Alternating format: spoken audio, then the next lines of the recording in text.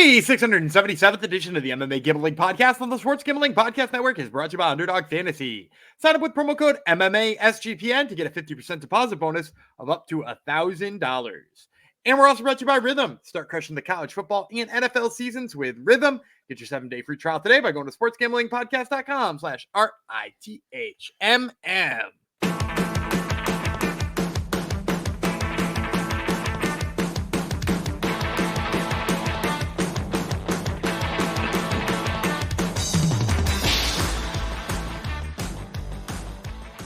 Heidi ho, degenerinos. Welcome to episode 677 of the MMA Gambling Podcast on the Sports Gambling Podcast Network, dedicated to dumb nerd alien the kid, who gave us a really nice rambling, incoherent YouTube comment about Gumby. You think Gumby makes certain horrible picks, capital letters, audiences to capitalize, make certain horrible picks, capitalize. And I think it's was this weird... the guy who was mad that I'm on a gambling show and talking about betting odds? Yeah, and mad that he's mad about your. It's hard to say. I think his username says it all with the dumb part. But yeah, complaining about Gumby's non-UFC picks when I think he's up 18 units on the year. 20 units. 20 units on the year. So if you just blindly, like if you were a dumb nerd alien and you just blindly follow Gumby, you'd be up 20 units. But anyhow, this goes out to you. Thank you, everyone, for coming to the show. This is not a non-UFC show, but we may talk a little bit about Contender Series because I think Gumby did good again last night. I'm one of your hosts, the hilarious Taco Fox. UFC is back at the Apex. Pretty solid fight card. As Gumby says, you can judge these by the co-main event. Co-main event's pretty good as well. So not too shabby. We're going to give you all the prelim picks on this episode. Then tomorrow we'll get you all the main card picks and our fancy Nancy plays. So let's bring in the man of the hour himself, Daniel Gumby Vreeland, who was one fight away from going perfect for the last 2 weeks of Contender Series, I believe. He went 4-1, right?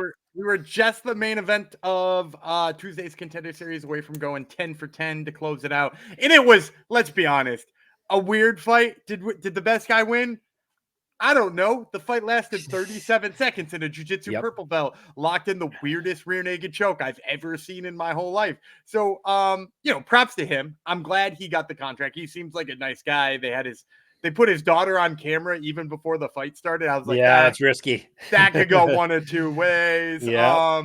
But props to him. He pulled it off. But a lot of our reads on this past Tuesday, really good. Julieta Martinez, who won a split decision. Very bad call in the split decision, by the way. She won the second and the third round easy. That should have been pretty clear for all the judges. But she won the second and the third round. And we pretty much said she's too physical. She'll tire her opponent out pretty quickly. And that's exactly what she did. And her striking looked better than I originally gave her credit for, too. We got the wrestling and the submission game of John Nicolau. Just looked sensational. We have that prop at plus 450 on him on the sub, and he did it in, again, like 2 minutes. Altogether, really great way to end it, hitting 9 out of the last 10 and a couple of props and getting over. I think we've been over the 20 unit mark a couple of times this year, but getting back over the 20 unit mark with 2 months to go is certainly good feeling. Yeah, we tell you to bet $100 blindly on every fight, so you'd be up $2,000 by my math, right? So hey, that's how math works. Yeah, that's how math works. Not too shabby at all. I'm disappointed that Martinez didn't get Hernandez. I kept getting their names mixed up. Which one? Martinez won, right? Over Hernandez. Julieta Martinez beat Hernandez. Yeah, that was a good fight. I'm disappointed that she didn't get a contract. Although, so I know you didn't listen to Dana White talk, so you don't really know. She didn't get a contract, but she kind of got a contract. This sort of felt like in the olden days where they said they were giving them a developmental deal. They said, we're going to get her into the Mexican PI and make sure she's working out. And I think basically his point was, first of all, she's 20 and she was fighting somebody who was 4-1 and narrowly won, but he could see the potential there. And it just seemed like, I'll be honest, she looks like she could make atom weight. And yes, they should add atom weight. Let me beat that drum one more time. But in lieu of adding atom weight, I also feel like she could just bulk up a little bit and get a little bit stronger. And then I think she'd be really miserable for people to deal with because her kickboxing looked great. And then for her to be as good in the clinch and on takedowns and then just add a little muscle, I think she'd be fantastic. Yeah, good fight. She really brought the fight to Dora the Explorer. Even Backpacker and Lorosenko had to have the Dora joke there, which is fantastic. Yeah, so pretty solid week. The third and the fourth fights were third and fourth fights. Yeah, the Yadier Devalle fight. Yeah, wow. Yeah, it was nuts. So good, eh? That dude Monteiro took one of the most savage beatings I've ever seen. And I'm surprised he didn't get a contract. He was still throwing haymakers. I thought he was going to get a contract. And exactly. It would have been better than the Angel Pacheco one. Because, I think that dude should be back next season. Yeah. Yeah, it was pretty good. So yeah, Katona series was good. Non-UFC is good. Hopefully you have gone back and listened to our PFL and LFA. We did LFA. Yes, LFA for this. I'm always a week ahead of things. I'm already planning next week's up. But yes, we did PFL and LFA. So hopefully you enjoyed that and you're tailing Gumby's fixes. Like I said, even if you're just a blind, dumb nerd alien, you can win 20 times your money just by tailing Gumby. All right, before we move on, the NBA season tips off on October 22nd. I was just wondering that myself. I'm like, it's very, very soon. I didn't know the date. There you go. And the NBA Gambling Podcast is hosting a win totals contest. Winner gets a $250 SGPN gift card. Head to sportsgamblingpodcast.com/NBA contest to enter today before the season starts. sportsgamblingpodcast.com/NBA contest. And they have been running out their season previews, so you can basically get their advice on what you should be entering in that contest. They're doing it conference by conference. So check that out, or division by division, excuse me. And of course, thank you for tuning into our podcast, whether it's YouTube, whether it's Spotify, Apple, wherever it is.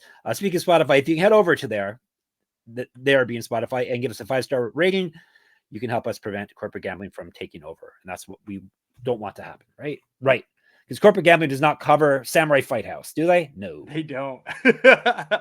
And if you had watched more Samurai Fight House, you might have known about Julieta Martinez. Because was the champion there, wasn't she? Double champ. Double champ. And I also took a lot of heat in the comments after picking her because people said she had a low-level competition over in Samurai Fight House.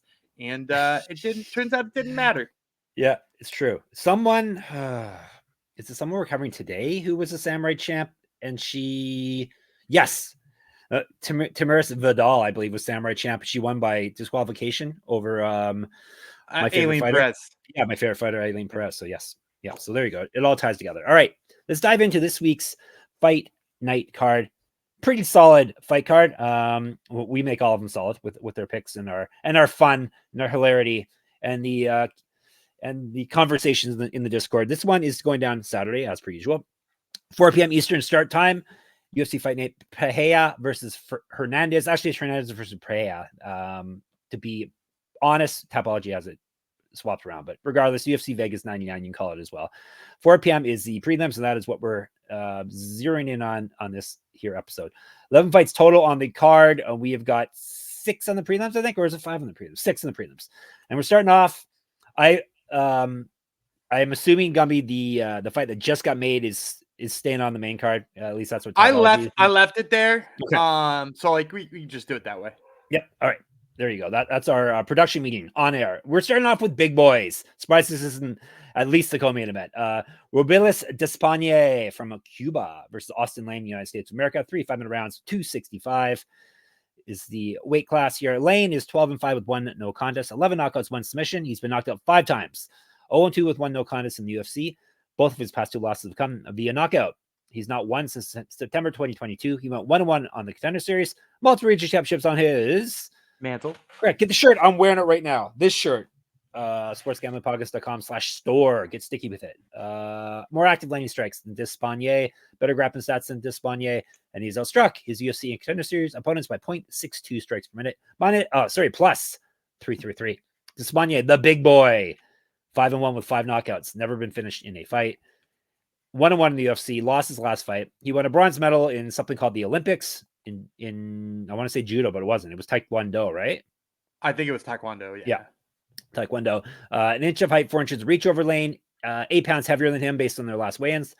He's been outstruck in the UFC by 1.37 strikes per minute, minus 375. I think there's one way this fight goes, Gumby. See if you agree. It was, by the way, it would have been wild if it was judo, being that he got out-grappled by Waldo Cortez Acosta in his last fight. That's true. That would have been should have tipped me off, right? It would have been a real bad look for the judo world in that one. I think, there's one of two ways that this one goes. It's either Okay. Austen Lane gets at the grappling early enough. Yeah. And like, he has grappled in the past. I feel like it's worth noting. Maybe I'm not putting in Robelis Despaigne in any of my parlays because, like, he did get out grappled by a kickboxer last time, and Austen Lane has shown he can grapple a little bit. I'm still picking Despaigne to hit that knockout. Like, I'm making the cardinal mistake in MMA picks when you assume that a guy's going to get better at something they were bad at. Like, he has to have gone back into takedown defense, right? Like, he has to have. But even in lieu of not doing any takedown defense, I think Austen Lane's hittable enough that Despaigne should be able to land something even in a fight where Lane's looking to shoot a takedown in the first 10 seconds. So give me Robelis Despaigne. I don't feel good about it. I wouldn't recommend putting him in any parlays or daily fantasy lineups or anything like. I just recommend staying the hell away from him. But I'll take Despaigne. Yeah, it's not just hittable; it's the chin too. Lane gets himself knocked out too much, and he's fighting a guy who all he does is knock people out. He tires too. That's part of the issue. Yeah, I think. Yeah. And so, like, how long could he wrestle him if Despaigne has like this much takedown defense? Yeah, hopefully. I assume you did a smidge thing with your fingers. I wasn't looking. I did. You don't look, okay, good. The viewers, it's an audio medium for some and a video medium for others. There you go. Yes, I was getting the next fight all queued up. All right, we are on board for that one. Excelente.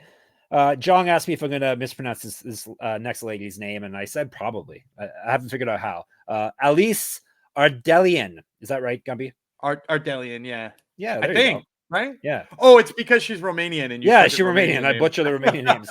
And I'm saying it's Elise. It's probably Elise, right? Not Alice. I think it's North American. Yeah. Elise Ardelean from Romania. Perhaps she's part of Jong's stable. I didn't get a chance to ask. Melissa Martinez from Mexico. 3 5-minute rounds, 115. So we went for the biggest to the smallest weight classes back to back here. Ardelean, 9-6. 4 knockouts, 4 submissions. She's been submitted twice. 0-1 in the UFC. 5-1 over her last 6. Lost her last fight.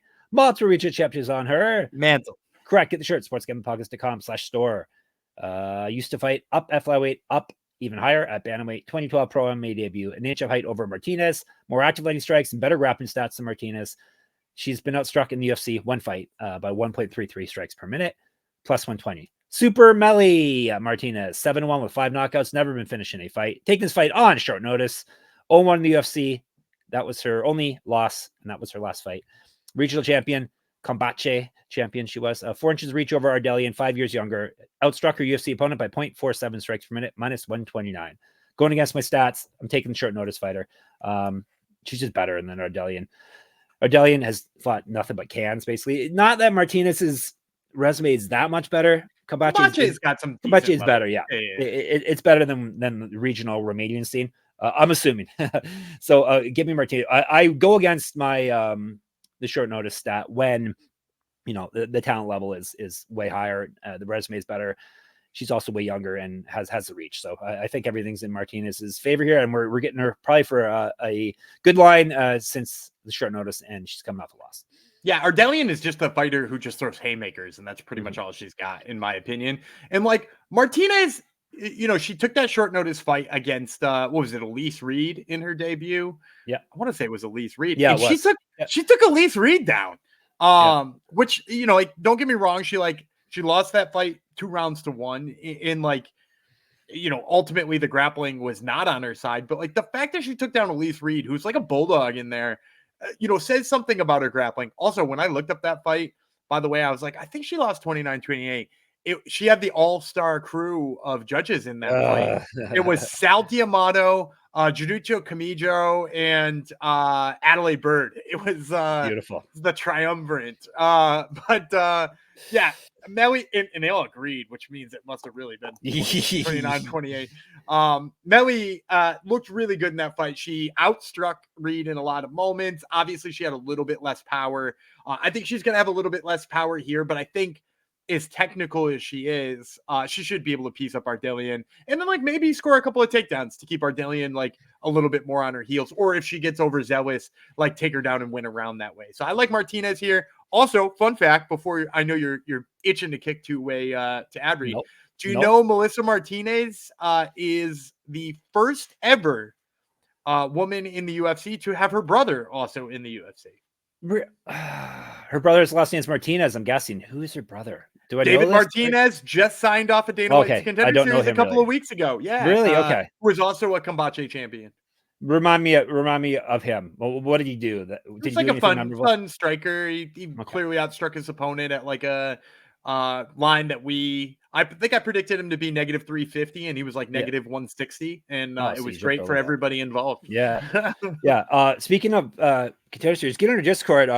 Our friend Jong, who's getting lots of shout outs this episode, he did a nice little ranking of his favorite fighters off of this past season, which is good. Gumby used to do articles like that when people used to pay you to do that, but not no more. So now. Anyway, yeah. So check that out. It's a good breakdown of this past season's Contender Series. All right. Before we move on, I used to refer to those articles when I used to have to make picks on these fighters. Like, okay, who is this fighter off the Contender Series? I can't remember them. I used to Google Gumby's articles, but maybe I should pay him to do one for me. Anyhow, Underdog Fantasy, ladies and gentlemen. Underdog Pick'em has one of the biggest menus for all sports: NFL, college football, MLB, MMA, LBS, WNBA, NASCAR, and more. The lobby is jam-packed with profit boosts. You can now use specials boost on all flex entries. This is where I usually ask Gumby, do you have a play for us? But as per last week, we both had plays. Mine actually won last week, too. Boom! There it is on your screen. Obviously, promo code MMA SGPN is the important part. I'll go first with mine. All right, I got 3 underdog plays for you for this coming UFC event. This doesn't really tap my hand as to who I'm picking in the fight stuff. So, all right, they're all significant strike plays. That's pretty much all Underdog had posted at this point.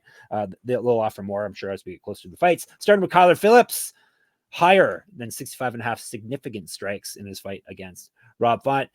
Basically, you can do your own research, but my research, you check UFC stats and you see that all his fights are generally well over this amount, and I expect this to be a long, drawn-out fight. I don't expect Rob Font to go into the night quietly or quickly, so I expect him to get over that. Speaking of Rob Font, I expect him to have lower than 56.5 significant strikes. He never gets over this amount unless he's fighting 5 rounds, which he's not in this case. And then finally, Charles Johnson, the Energy, higher than 69.5 significant strikes. Check out his history. He lands a lot of strikes on his opponents. I think it's going to be the same this coming weekend. So there are my 3 plays. Yeah, and I found stuff more than significant strikes. So you're going to see some takedown numbers over on my side. Excellent. In the main event, Anthony Fluffy Hernandez, I'm going to take you lower than on 2.5 of his takedowns. I think he's going to get stuffed enough here, and this is going to take place more likely on the feet.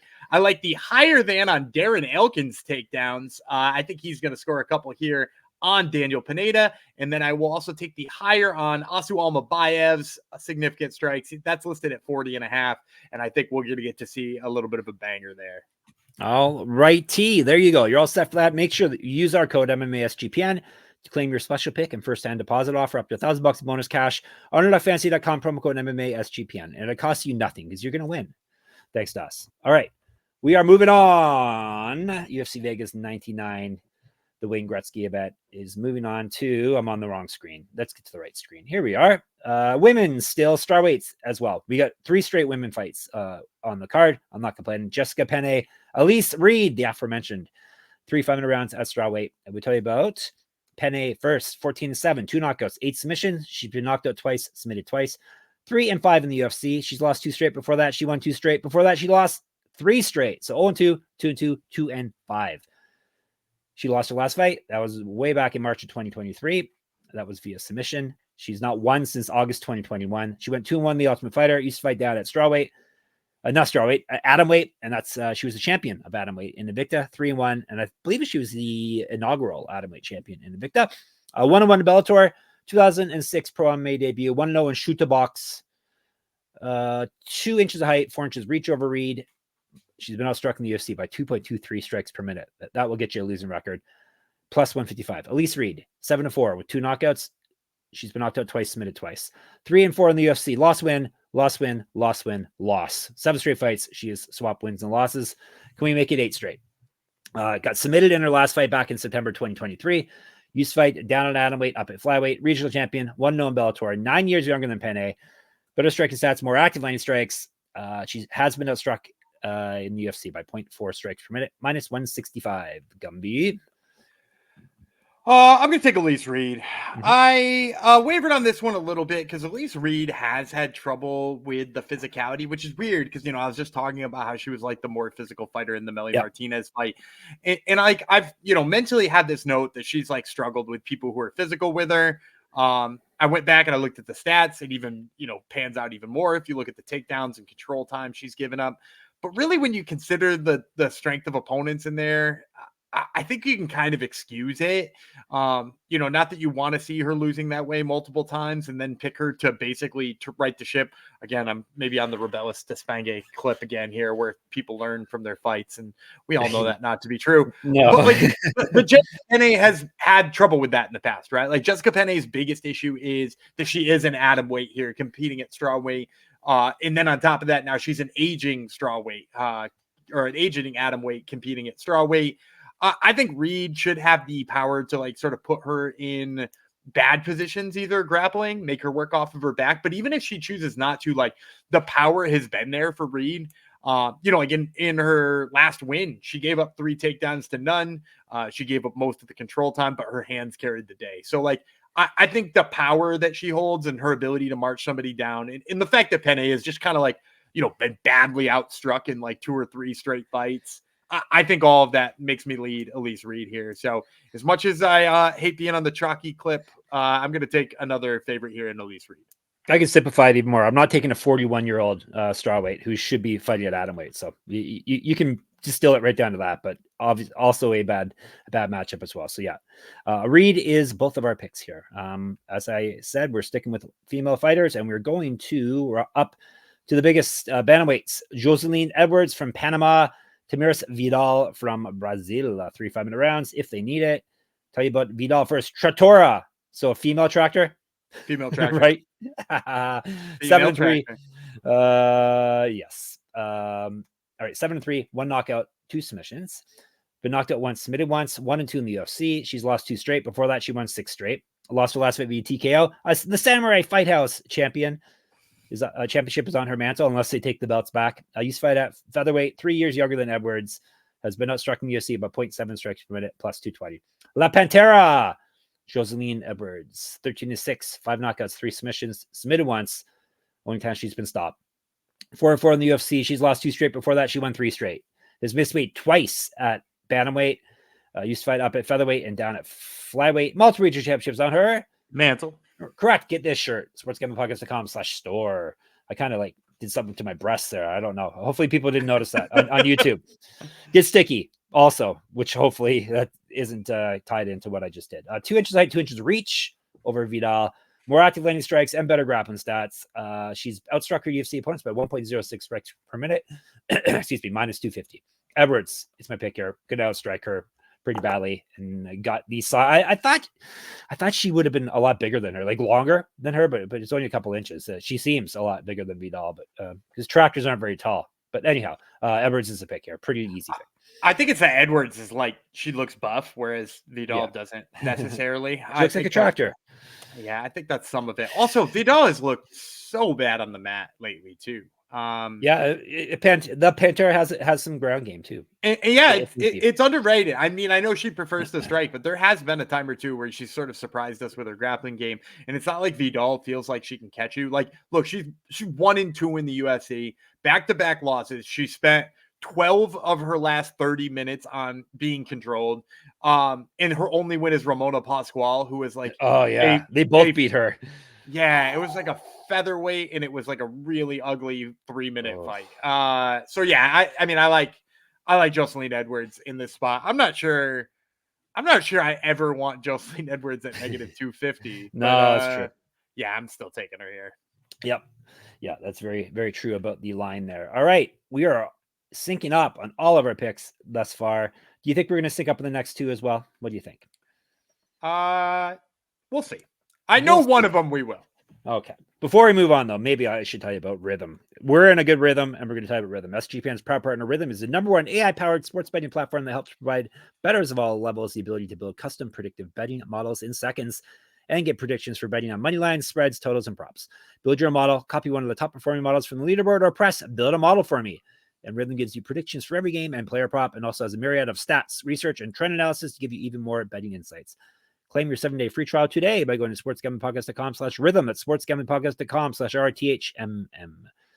And we're brought to you by BetUS. Bet with the best in the business, BetUS. BetUS has been around for more than 30 years. Easily deposit using cryptocurrency and get lightning fast payouts. U.S. players are always welcome. Sign up and deposit $100, and you have a chance to win a 1960 Ford Mustang.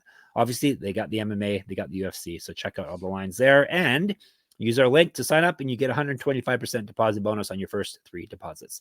Go to sportsgamblingpodcast.com/BetUS. It's sportsgamblingpodcast.com/BetUS. Promo code SGPN, so they know we sent you. BetUS, America's favorite sports book. All right, back to the men's fighters next. Stick with bantamweights, though, at least for this fight. Brad Katona, he still has a Canadian flag beside his name in Tapology, but he basically is Irish at this point.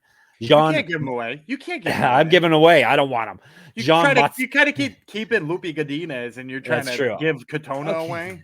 Fine. Can I have Gian Matsumoto as well? He's quadruple Brazilian. super whale champion. Yeah, man, that's the guy. Gian Matsumoto, Michael Bisping's favorite fighter. All right.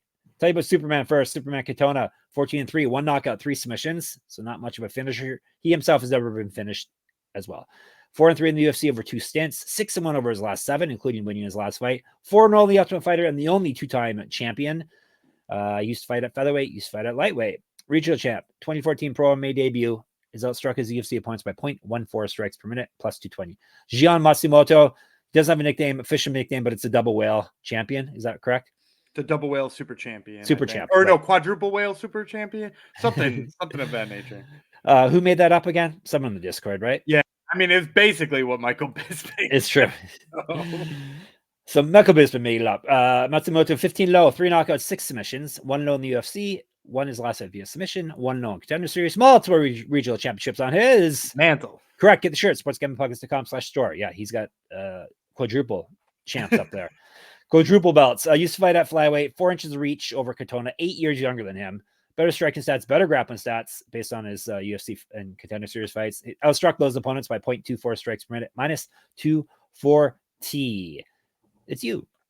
Yeah, I'm taking Matsumoto. I've never been a Brad Katona fan. No. And then like the worst part about Brad Katona's game is that it's like super boring and that he just wants to like control you and pitter patter. Yeah. And like he ain't gonna do that to Matsumoto. Matsumoto better at all of the things Brad Katona likes to do, and is more diverse in the things that he likes to do. So even if Katona tries to turn it into that slog of a fight instead of letting Matsumoto cook, like he'll just get beat at his own game. I think Matsumoto's better in the clinch. Matsumoto's better at doing damage in the clinch. Matsumoto's better at control. Matsumoto's better at takedowns. Like, I love this matchup just because I like seeing Brad Katona get beat. Oh, wow. Harsh. Because he's Canadian, the Canadian flag. It's not just because he's Canadian, but it is also because he was kind of insufferable both times he was on the Ultimate Fighter. Yeah. And then doesn't fight exciting to add icing on top of that. So yeah, Matsumoto's my pick as well here. Hopefully he gets to cook, like you said. Let Matsumoto cook. There's your title. Let Matsumoto cook. Let him probably make some delicious Brazilian food. His last name is Japanese. Does he have Japanese? I think his dad is Japanese, if I'm remembering correctly. Even better. His mom is Brazilian, which is I will take Japanese food. Gian Matsumoto is a confusing name. Yeah, I guess there's quite a few Japanese Brazilian fighters. So we've come across a few. All right, main event of the prelims is a flyweight bout. Matheus Nicolau from Brazil. Asu Almabayev, not from Brazil, because his name ends in EV, Kazakhstan is where he is from. 3 5-minute rounds at flyweight. Sign me up. Nicolau, 19-4-1, 5 knockouts, 5 submissions. He's been knocked out 4 times. 7-3 in the UFC over 2 stints. He's lost 2 straight, both via knockout. Before that, he had won 6 straight. Used to fight at bantamweight, 2-1 in the Ultimate Fighter, 2010 Pro MMA debut, 2 inches of height, 1 inch of reach over Almabayev. More active landing strikes, and he has outstruck his UFC opponents by 0.43 strikes per minute, plus 164. Almabayev, Zulfikar, which is a type of sword, 20-2, 3 knockouts, 9 submissions. He's been knocked out once, 3-0 in the UFC. It's part of a 16-fight win streak. He's not lost since April 2017. Regional champion, 2013 Pro MMA debut, a year younger than Nicolau. better grappling stats. Has outstruck his opponents, in the UFC by 1.36 strikes per minute, minus 185. Almabayev, I'm going chalk on the prelim portion. I'm not taking a guy who's been knocked out two fights in a row. Not that Almabayev is a knockout artist, but he's probably better than Nicolau at what Nicolau likes to do, which is grappling. So on top of him being knocked out a bunch, he's fighting a guy who's probably a better grappler than him. So Almabayev is my pick. He might be a better grappler, but I don't know if he's a better striker, and I don't know if he's got the takedowns to get Nicolau down. Okay. I think people sleep on how good Matheus Nicolau's takedown defense numbers are. Like, if you go back and you look, and granted, he's fought some guys who had no interest in taking him down, right? Like, he fought Manel Cape. Manel Cape didn't shoot any takedowns or anything like that. But his takedown defense, correct me if I'm wrong, is like 96% or something like that. It's an absurd number. And at first I was like, okay, well, it's a good number, and he stuffed some guys that he like should obviously stuff. But then I go back and I look at Almabayev's takedown numbers, and offensively, he's not great. And I went back and I watched that fight with CJ Vergara. CJ Vergara, like, notably not a particularly good flyweight, probably getting his walking papers in the near future, right? And he stuffed 5 out of the 14 takedowns from Almabayev. Almabayev had a 64% success rate on CJ Vergara, who, like, again, not particularly a good grappler, not particularly a good flyweight. And so for me to see him like that desperate for a takedown against CJ Vergara, who did crack him a couple of times in that fight, I like Nicolau to get his action going. And to your point, Nicolau likes to grapple. So if Almabayev doesn't like what he sees on the feet and he's failing on these takedowns, one of the places that Nicolau is the best in his game is his submission game. Like, his front headlock game, particularly on the stuffs, is really good. We've seen him hit, guillotines. Also, he's like, I believe he has 2 Japanese necktie wins, which you don't see Japanese necktie wins, but, usually set up by front headlock positions. Like, I think Almabayev's, the amount of time he fails is enough for me to say, hey, maybe this is worth a shot on Nicolau here, especially, you're getting almost 2-1, right? We're getting like plus 164, you said. Yeah. I'll take Nicolau with that number. All right. There you go. All right, that's it. We agreed on everything except the last fight. Gumby had to throw a wrench in it there. All right, let's recap. Nicolau for Gumby, Almabayev for me, and then it's a team ride. Matsumoto, Edwards, Reed, Martinez, Despaigne. Boom. Prelims done. Just like that. Back tomorrow, though. Well, we won't be gone for long. Back tomorrow with the main card and all our fantasy plays. In the meantime, you can check us in the Discord. We'll be cooking in the Discord, sportsgamblingpodcast.com/Discord. Check us on YouTube, obviously. Our comments are open. If you put something silly, I may call you out, though, on the show. Just saying that. MMA Gambling Podcast. Make sure you follow us on YouTube. Twitter, SGPN MMA. Gumby runs that for us. He is at Gumby Relay and I'm a Jeff Fox writer. They're on Instagram. Check out my Substack. Enter my free UFC Pick'em contest for this weekend's event at moneymma.substack.com. Check out Gumby's Top Turtle MMA podcast, who has this week at Elise Reed. Is she on this week? Am I right? No. We had a slight edit to the schedule. Originally, Bekzad Uzmanov was scheduled for this week. We actually moved him to next week, so you can still catch that interview if you tune in next week. We have a Brady Heastan interview. Little bummed that his fight got canceled, but he still says some pretty interesting stuff about the way he invests money and stuff. So still worth a listen. And then we're also talking to Ayman Zahabi, who has got a little tidbit of information for us that we might use in our handicap on our main card breakdown. Very, very good. And he's Canadian, and very textbook Canadian, very polite. French accent too, right? Kind of. So yeah, what you would picture as a Canadian. So check that out. Top Turtle MMA podcast. And of course, we can be found at sportsgamblingpodcast.com, sportsgamblingpodcast.com/store. So you can dress cool like us. sportsgamblingpodcast.com/Patreon. So you can get some bonus content and help us out. Keep the corporate gambling wolves at bay. All right. Back tomorrow. The big boy, Jeff Fox, Super Melly, Gumby Vreeland. We'll talk to you then.